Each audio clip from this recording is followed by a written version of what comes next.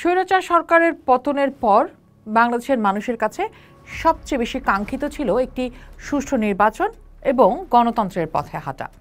কিন্তু জুলাই সনদ আর গণভোট নিয়ে তৈরি বর্তমান রাজনৈতিক অচলাবস্থা দেশের সাধারণ মানুষকে আবার ভাবিয়ে তুলছে।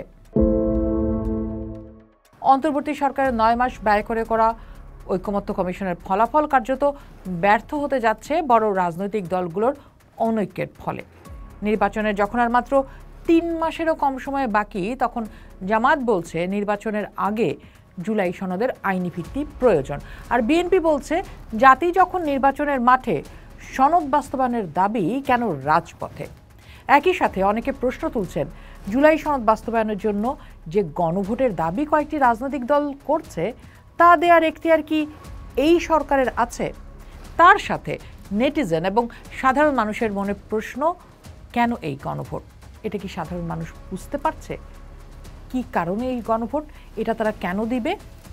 এটা তাদের ঠিক কি কাজে লাগবে?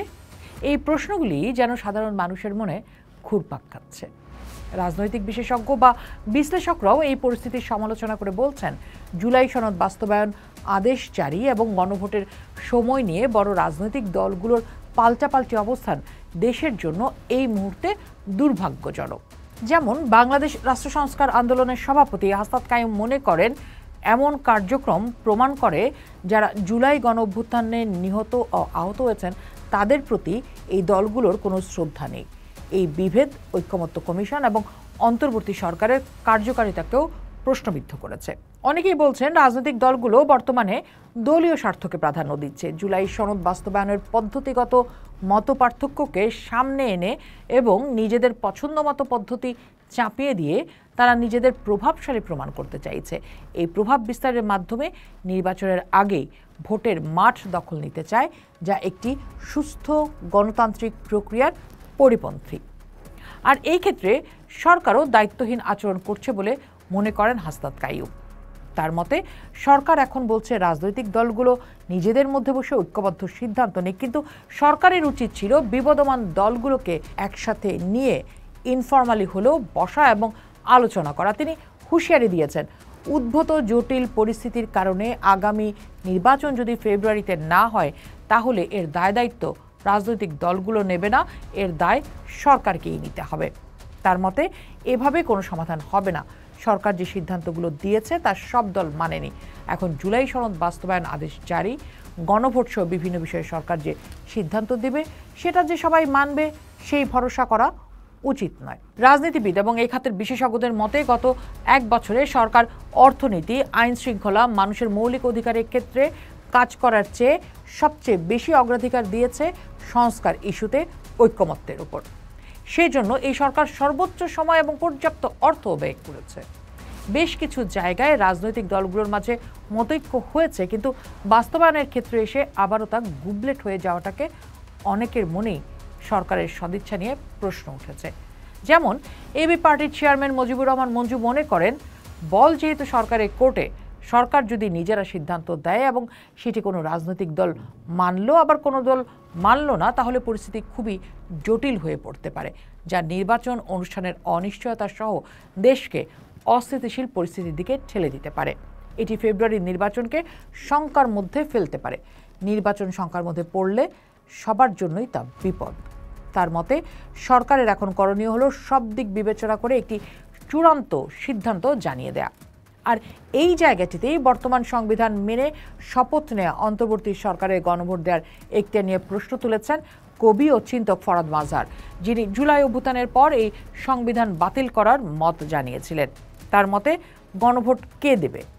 এই সরকারের কি সেই এখতিয়ার আছে গণভোট দেওয়ার? প্রধান উপদেষ্টা তো বলেছেন এই সংবিধান রক্ষা করব, তাহলে এখন কিসের গণভোট? ফরহাদ মাজারের মতে, এই সরকার অন্তর্বর্তী সরকার নয়, এই সরকার উপদেষ্টা সরকার। এই উপদেষ্টা সরকারের একটাই কাজ, ঠিকমতো উপদেশ দেয়া। তিনি মনে করেন এই সরকারের কাছ থেকে বেশি কিছু পাওয়ার নেই। এখন এই সরকারের উচিত হবে যত দ্রুত সম্ভব যদি কিছু দেওয়ার থাকে সেটা দিয়ে দেয়া। ফরহাদ মাজার গণভোট নিয়ে অস্থিতিশীলতার জন্য সরকারকে দায়ী করলেও অনেক রাজনীতিবিদ মনে করেন রাজনৈতিক এই পরিবেশ তৈরি হওয়ার পেছনে অন্যতম কারণ শুধু সরকার নয়, রাজনীতিবিদরাও। যেমন জাতীয় পার্টির মহাসচিব ব্যারিস্টার শামীম আহমেদ পাটোয়ারি এক গণমাধ্যমকে বলেছেন, গণভোটটা দেশকে এই মুহূর্তে কিছু দিবে না। তিনি যুক্তি দিয়েছেন, গণভোটে জাতীয় পার্টির কোনো আগ্রহ নেই, বিএনপি তো না করে দিয়েছে স্পষ্টভাবে, আওয়ামী লীগেরও কোনো আগ্রহ নেই, আরও অনেক দলেরও আগ্রহ নেই, তাহলে ভোট কাস্টিং কত পার্সেন্ট হবে? তিনি আশঙ্কা প্রকাশ করেছেন, ভোটের বিচারে তা হওয়া উচিত 20% কাস্টিং, কিন্তু সম্ভাবনা আছে কাস্টিংটা বাড়িয়ে অনেক দেখানোর। আগের গণভোটেও কাস্টিং বাড়িয়ে দেখানো হয়েছিল 70 থেকে 80 বা 90%। তো এই ঝুঁকিটা তো রয়েই যাচ্ছে। তার মতে রাজনৈতিক দলগুলো যদি ইলেকশন ম্যানিফেস্টোতে এই অ্যামেন্ডমেন্টগুলো নিয়ে আসে এবং ইলেক্টেড হওয়ার পর এগুলো বাস্তবায়ন না করে, তাহলে তাদের গ্রেট পলিটিক্যাল লস হবে। সাধারণ মানুষকে এই আস্থার জায়গায় না নিয়ে গণভোট করার পেছনে একটি গভীর ষড়যন্ত্র দেখতে পান তিনি, এবং তিনি মনে করেন এই গণভোটের মাধ্যমে বিএনপির কবর রচনা হতে পারে। আর এই জায়গাটিতেই আবারও শুরুর অংশে ফেরত আসতে চাই, কারণ গণভোট ও জুলাই সনদের আইনি ভিত্তি নিয়ে বিএনপি ও জামায়াতের যে মুখোমুখি অবস্থান, তা অনেকের মনেই চিন্তা বাড়াচ্ছে। কারণ জামায়াতের নায়েবে আমির বলেছেন, আমরা চাই জুলাই সনদের একটি সাংবিধানিক ভিত্তির ব্যাপারে নিশ্চয়তা, এবং সে ব্যাপারে একটি আদেশের মাধ্যমে যে সুপারিশ করা হচ্ছে এটাকে সাংবিধানিক এবং আইনি বৈধতা দেওয়ার জন্য আলোচনা করা, এটা অতি জরুরিভাবে সম্পন্ন করা উচিত। এবং এক্ষেত্রে বর্তমান সরকার যে সময় ক্ষেপণ করছে এটাই সমস্যাকে দীর্ঘায়িত করছে। অন্যদিকে বিএনপি বলছে, জাতি নির্বাচনের মাঠে নেমে গেছে, প্রার্থীরা মার্কা নিয়ে দলের পক্ষে প্রচারণায় রয়েছেন এই মুহূর্তে। জাতি এখন আর এগুলোর মধ্যে নেই, এখন নির্বাচন কমিশন তফসিল ঘোষণা করবে, যথাসময়ে সরকার নির্বাচন আয়োজন করবে, সেই অবস্থায় আছে। গণমাধ্যমে এক বক্তব্যে বিএনপি নেতা সালাউদ্দিন আহমেদ বলেছেন, গণভোট আয়োজনের মতো অবস্থা এই সময়ে নেই, তাই একই দিনে দুটো নির্বাচন হলে সেটা যৌক্তিক, গ্রহণযোগ্য এবং সহজবোধ্য। এখন এ বিষয়ে কেউ যদি বলে যে আমরা একই দিনে গণভোট এবং জাতীয় নির্বাচন দিলাম, বিনিময়ে উচ্চকক্ষ দাও, সে ওইটা দেওয়ার বদলে আমি এইটা দিব, এরকম কোনো বিষয় নেই, ইটস ক্লোজ অ্যান্ড ফাইনাল। আর যে সাধারণ মানুষ তার সব কিছু বাজি ধরে এই মুহূর্তে নির্বাচনের দিকে তাকিয়ে আছে, পরিস্থিতিকে স্বাভাবিক করার জন্য উন্মুখ হয়ে আছে, রাজনৈতিক দলগুলোর এই অনমনীয় অবস্থান এবং সরকারের নিষ্ক্রিয়তা দেশের ভবিষ্যৎকে, অর্থাৎ সাধারণ মানুষকে এক অনিশ্চিত ভবিষ্যতের দিকে ঠেলে দিচ্ছে। এই নির্বাচনী জট খুলতে হলে সরকারকে চালকের আসনে বসতেই হবে, নেতৃত্ব দিতেই হবে, এবং দলগুলোকে তাদের দলীয় সংকীর্ণতা পরিহার করে জাতীয় স্বার্থকে অগ্রাধিকার দিতে হবে। পোস্ট দেখুন, ভাবুন, করুন, পোস্টের সাথেই থাকুন।